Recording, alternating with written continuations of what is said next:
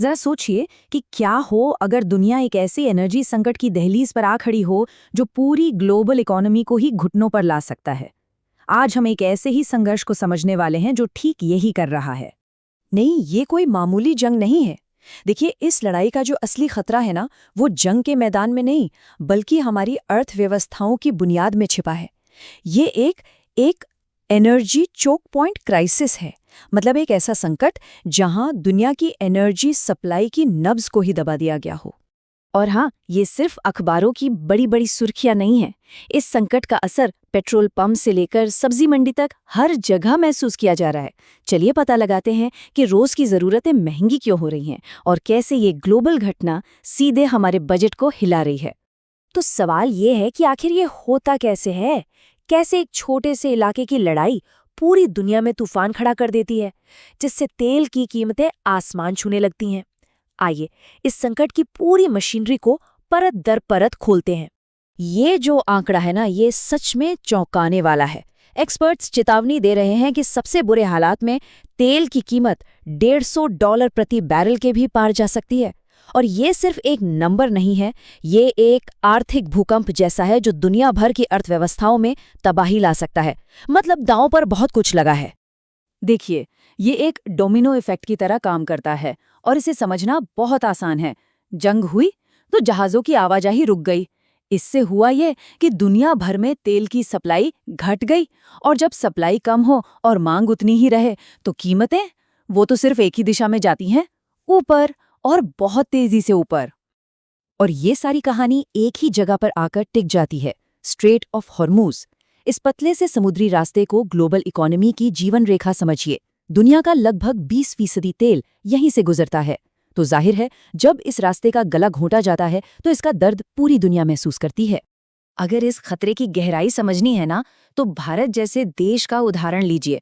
अपनी जरूरत का करीब 85% कच्चा तेल वो बाहर से मंगाते हैं।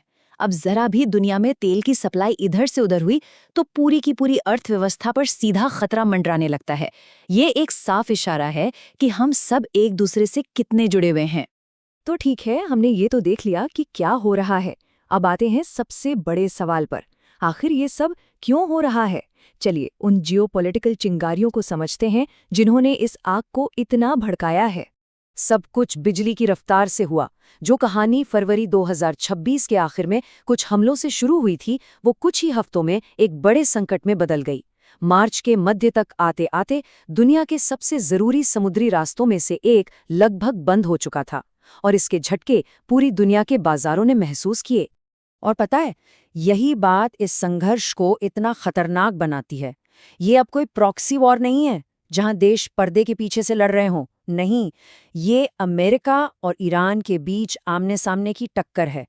और सबसे डराने वाली बात यह है कि निशाना सीधे एनर्जी इंफ्रास्ट्रक्चर पर लगाया जा रहा है। मतलब सीधे अर्थव्यवस्था की जीवन रेखा पर हमला हो रहा है। ये सब सिर्फ धमकियों तक सीमित नहीं है। हम बात कर रहे हैं तेल के टैंकरों पर हो रहे असली हमलों की। कई देशों पर मिसाइलें दागी जा रही हैं। ये एक लगातार चलने वाली लड़ाई है जो सीधे सीधे ग्लोबल एनर्जी सप्लाई की नसों को काट रही है। तो अब यहाँ से आगे क्या होगा? हमारे सामने 3 बहुत अलग-अलग रास्ते हैं, और हर रास्ते का अंजाम पूरी दुनिया की अर्थव्यवस्था के लिए बिल्कुल अलग होगा। आइए भविष्य की इन संभावनाओं पर एक नज़र डालते हैं। देखिए, सबसे अच्छी स्थिति तो ये है कि युद्ध काबू में रहे और हम एक हल्की आर्थिक सुस्ती का सामना करें। लेकिन असली खतरा ये है कि ये लड़ाई एक बड़ी क्षेत्रीय आग में बदल जाए, जो महंगाई की ऐसी लहर लाएगी जो सबको डुबो देगी। और सबसे बुरा हाल, वो है एक ग्लोबल संकट जिसमें तेल की कीमतें सारे रिकॉर्ड तोड़ दें और पूरी दुनिया को एक गहरी मंदी में धकेल दें। जैसे जैसे ये संघर्ष बढ़ेगा ना, आर्थिक दर्द भी बढ़ता जाएगा। हम एक धीमी गति से शुरू करते हैं जहां तरक्की थम जाती है। फिर हम मुद्रास्फीति की लहर में दाखिल होते हैं जहां हर चीज की कीमत बढ़ जाती है।